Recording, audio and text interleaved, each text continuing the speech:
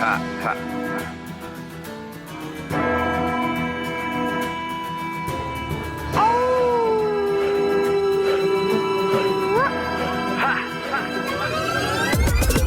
and swords, feel the wars, fighting my blood down to the core. Warriors from medieval age, fear the reign of night brigades. Crusades into the room, moving through the temples and tombs. You scared and place, prepare to face Professor Awesome and the minions of doom. Professor Awesome and the minions of doom. Professor Awesome and the minions of doom. Professor Awesome and the minions of doom. Professor Awesome and the minions of doom. Professor Awesome and the minions of doom. Wow, when you read the work of Chretien de Troyes and his Arthurian romances, and you consider the dates, you realize he's writing about 40 years, not 400 years, but about 40 years after Geoffrey of Monmouth writes History of the Kings of Britain. And we have this really rich and almost completely fully developed set of mythos around Arthur. And so by the time we get to Chretien de Troyes, we have a relationship between Lancelot and Guinevere. We have now mentions of Camelot.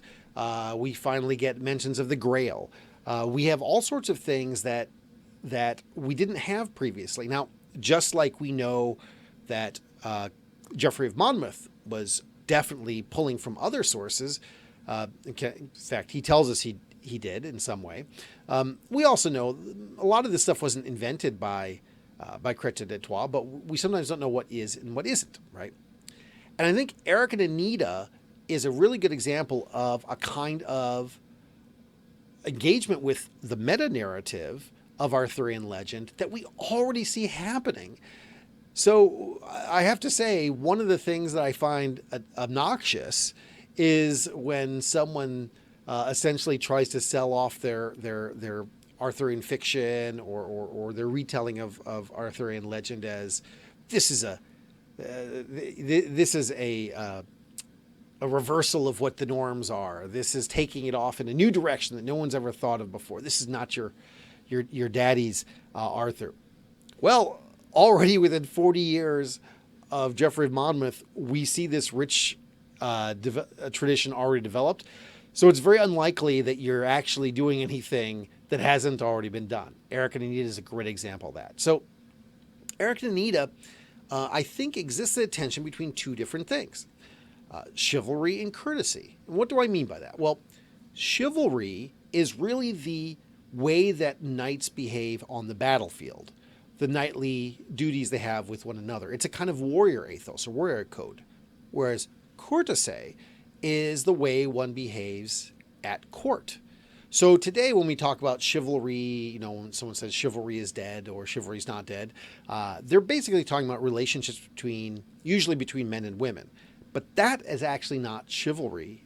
That's courtesy, right? Chivalry has to do with your warrior ethic. So some Arthurian legends, and not just Arthurian legends, but a lot of romance that is non-Arthurian, is what we call chansons et gestes. It's about songs of great deeds on the battlefield. But often the relationships between knights and their ladies is the focus of a story. Think of something like Tristan and Isolde, which is mentioned a lot in Erec and Enide, right? And so what we find in the story of Erec and Enide is this kind of pull between these two different kinds of stories. And so what's the story of Erec and Enide? So Erec, there are some adventures. Erec meets Enide, falls in love with her. They get married. And he spends, he's so in love with her, he spends all his time with her. And so because of that, he kind of neglects his chivalric duties. So he's performing his duties of courtesy, but he's neglecting his chivalric duties. So what happens? Enide sees this. She realizes he's coming to shame because of it. She cries about it, and he says, fine, but you have to come with me and you can't say anything. And then there's a series of adventures in which he's in more and more danger, and she sees it. And she cries out to protect him. And he keeps saying to her, and then he's saved. And then he says to her, well, you shouldn't have done that. And he rebukes her over and over again. And then he appears to be killed. and she's being forced into remarriage that she doesn't want. Again, her tears kind of rouse him from this. It awakes him. He kills the count who's trying to force her into marriage, and then he forgives Enide for all the times that she spoke. And that's the first. That's the first 3/4 of the story, and we see here that already there's a tension between the two kinds of Arthurian romance, right? There's the kind that has to do with the great deeds of the knight, the kind that deals with chivalry. And if you look at the descriptions of battle, they're very, very graphic, right? He gets into detail about who struck whom and what, where. But also, there's the need to have courtesy, to behave well at court, right? And the same way as we have that, we have descriptions of the dress that she's wearing in great detail. We have descriptions of their love and them being in bed together and how she, him just sort of looking at her and them looking at one another, right? And so we have both of these really in full blush, but fighting, but in conflict with one another. So what do we make of Erec telling Enide, you can't speak? And is her speaking, which does save him on multiple occasions, is that good or is that bad? What exactly is going on here? And scholars will disagree on this. So what I'm about to say, some scholars will say, no, it's depicted as being bad, that a good woman is quiet, and will often have a kind of very negative view of the story of Erec and Enide because it suggests that a good woman is beautiful and silent, right? Others will say, no, she saves him, and this has to do with his obstinacy, and this is more about the need of women to speak up. She's the one who sends him off on his journey, right? She's the one who protects him as time goes on. And he does forgive her for this. So what is the answer to this, I think? Well, I think the answer to this is actually in a story which was around, but doesn't really become a super popular story until a couple of centuries later. And this is the story of Patient Griselda. Patient Griselda, it's already around, but, Chaucer, Petrarch, Chretien de Troyes, Boccaccio, they all tell stories of Patient Griselda. So in a couple centuries after this, it becomes a very famous story. So if you don't know the story of Patient Griselda, the story of Patient Griselda is that there's a poor woman, her name is Griselda, and a marquis who doesn't want to marry his followers tell him to marry, and he says, well, you can't complain about who I marry. And they say, fine, we won't complain. And then he chooses the daughter of the poorest guy around, right? Just this really impoverished girl who is such a lowly peasant. She doesn't deserve to be married to a great noble, right? But he says, you guys said that you weren't going to say anything, so shut up. And he marries her. But he tells her, no matter what I do, you can't complain. You shouldn't complain. You shouldn't speak, in essence, right? Again, there's a kind of, both times there's a kind of, don't speak, right? And so she gets pregnant, and she has a daughter, and he takes the daughter away and orders her to be killed. Which is pretty extreme, right? And Griselda doesn't complain because she's been told not to. Then she has another child, a son. Same. And then after a while, he says, you know what? I should be married to someone of my social class. So I'm going to put you away. Go away. I'm sending you away with nothing but the dress that you're wearing. And she doesn't complain.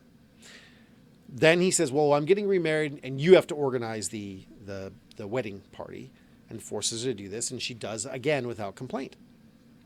And then at the wedding, he then reveals actually the wedding is the girl who she thought he was marrying is actually their daughter. And the daughter and son are still alive. He just tested her to see if she would be okay, if she would fulfill her, not she'd be okay with it. She definitely is not okay with it, but she would fulfill her promise to him, and she did, and that this shows everyone in the kingdom that he was right in choosing her, even though she was the poorest girl around. Now, often this seems weird, very odd story to modern ears, and sometimes I think modern students will say, oh, back in those days, you could just kill your kids if you didn't like them. No, in the Middle Ages, you couldn't just kill your kids if you didn't like them. What are you, crazy? Of course not. But the entire thing is an allegory for the relationship between Christ and the church. The king or marquis or duke or whatever it is in the retelling being Jesus, and Griselda being the church. And the idea is that the church doesn't deserve Jesus, right? And the church is going to go through a lot of trials.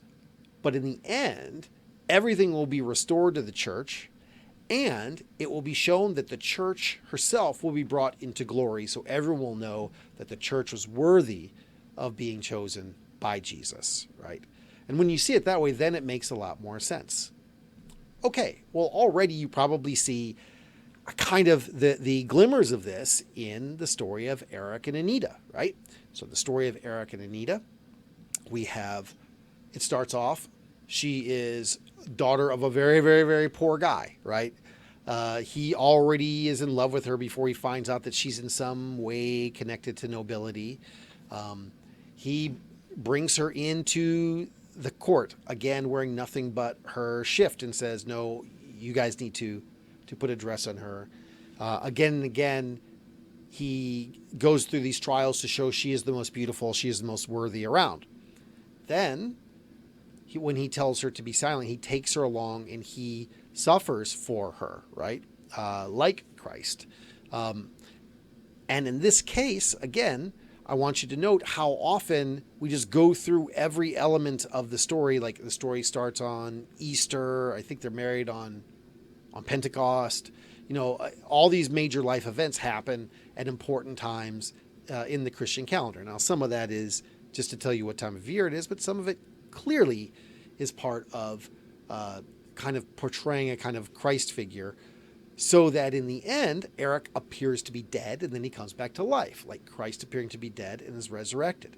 And I think at that point, we see she has been faithful in the way the church has been faithful to Christ. Enide has been faithful to Erec. And afterward, Guivret thinks that he's come to avenge Erec. He doesn't realize he's fighting Erec. And it is Enide who then announces, no, this is Erec. She tells his identity in the way, I think, that the church then proclaims the identity of Jesus. So when we get to the end, the last part, there's a whole other little adventure. And in the end, Erec and Enide are crowned king and queen, just in the way that Christ on his throne takes his bride, the church, in heaven. Right? So I wouldn't take the story of Erec and Enide and say it's all straight up allegory. I don't think it is that at all. But I do think it's informed by these kinds of stories, and that Chretien had reason to suspect that his readers would at least understand the echoes of the story of Patient Griselda in this. And that ultimately, in the same way that Erec and Enide both have to learn to live with the pull between the responsibilities of chivalry and the responsibilities of courtesy, in this fallen world, there's going to be this conflict where the church has to see Christ being kicked around until he is dead, but then he is resurrected by the proclamation, and the church proclaims this, and ultimately everyone is glorified. All the good guys are glorified in the end. So there's so much more to say about this, but I think that should give you plenty to chew on.